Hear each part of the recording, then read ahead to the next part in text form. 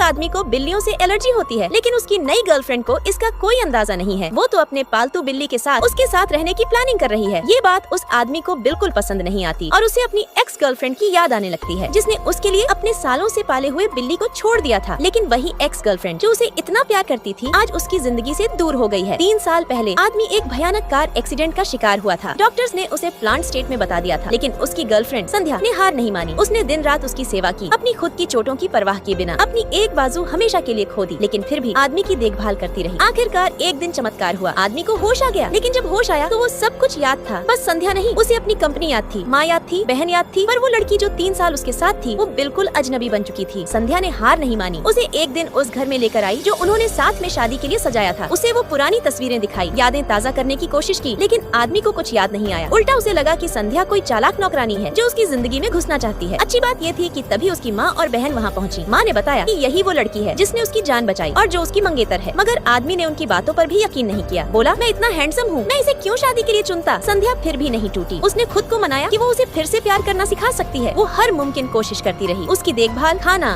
दवाइयाँ, सब कुछ। लेकिन 3 साल बीत गए और आदमी का दिल और ज्यादा पत्थर होता गया। एक दिन उसने अपनी चप्पल संध्या के ऊपर फेंक दी। उसका रवैया दिन ब दिन बेरहम होता जा रहा था, लेकिन संध्या ने खुद को एक आखिरी मौका देने की सोची। अगले दिन उसकी कंपनी की लिस्टिंग पार्टी थी। स्टेज पर आदमी ने सबका शुक्रिया किया और फिर कहा कि वो एक खास इंसान को थैंक यू कहना चाहता है। संध्या का दिल धड़कने लगा, पर उसने जिसे स्टेज पर बुलाया वो थी रिया, एक चालाक लड़की जिससे वो अब शादी का ऐलान करने वाला था। संध्या के सब्र का बांध टूट गया। वो स्टेज पर चढ़ी और सबके सामने आदमी से सवाल पूछे, मैंने तुम्हारे लिए सब कुछ किया और तुम मुझे ऐसे भुला बैठे। आदमी ने उसे जोर से धक्का दिया और उसके साथ उसकी नकली बाजू भी गिर गई। सब लोग चौंक गए, वो वहाँ मजाक बन गई। आदमी रिया के साथ चला गया, लेकिन संध्या ने उस पल से हमेशा के लिए उसे छोड़ने का फैसला कर लिया। उधर आदमी को कुछ भी महसूस नहीं हुआ, कम से कम तुरंत तो नहीं। लेकिन अगले दिन जब वो घर लौटा, घर खाली था। उसने सोचा ये कोई चाल है। रिया ने घर को नए सिरे से सजाना शुरू किया, पर जैसे जैसे सजावट होती गई आदमी के दिमाग में यादें लौटने लगी। कैसे संध्या ने घर सजाया था, बिल्ली को छोड़ा था, उसके लिए कस्टम चेयर बनवाई थी। उसे समझ नहीं आया ये सब कैसे याद आ रहा है, पर वो डर गया और रिया से दूरी बनाने लगा। अगले दिन उसे बहन ने बताया कि संध्या गायब हो गई है, लेकिन उसे लगा ये कोई ड्रामा है। रिया के साथ डिनर पर चला गया, पर जब उसने खाना खाया तो एलर्जी हो गई। रिया को कुछ पता ही नहीं था। उसे तो ये भी नहीं पता था कि वो सी फूड से एलर्जिक है। आदमी ने पहली बार संध्या को फोन किया, लेकिन फोन नहीं उठा। तभी उसकी माँ और बहन रेस्टोरेंट में पहुंची। माँ ने गुस्से में पूछा, तुम्हारी मंगेतर गायब है और तुम यहाँ किसी और के साथ डिनर कर रहे हो। रिया कुछ बोलने आई तो बहन ने उस पर वाइन फेंक दी, यहाँ तेरा कोई हक नहीं है। फिर वो भाई से बोली, कल तुमने भाभी को क्यों नहीं रोका। इस पर आदमी भड़क गया, अरे अर्जुन, संध्या ने तुम्हें क्या दे दिया जो तुम उसकी तरफदारी कर रहे हो। बहन बोली, कुछ नहीं, वो अब इस दुनिया में नहीं है। क्या कहा।